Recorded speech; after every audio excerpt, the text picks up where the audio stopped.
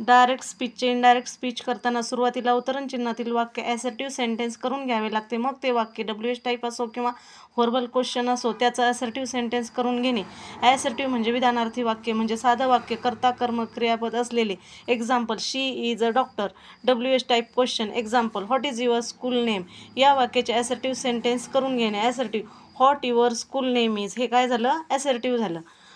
Direct speech त्याचं कसं करणार आपण, he said what is your school name. आता हे झालं डायरेक्ट स्पीच. आता डायरेक्टचं आपण इनडायरेक्ट स्पीच कसं करणार, ही सेडच्या ऐवजी आस्क्ड घेतलं, what my school name was. इजचं आपण इज आहे शेवटी घेतलं, इजचं आपण ऑज केलं आणि युअरचं माय केलं. म्हणजे काय, ही सेड तो मला म्हणाला, त्याने what is your school name म्हणून त्याने मला विचारलं. हे जेव्हा मी दुसऱ्याला सांगते तेव्हा मी काय सांगणार, त्याने मला विचारताना विचारलं व्हॉट इज युअर नेम.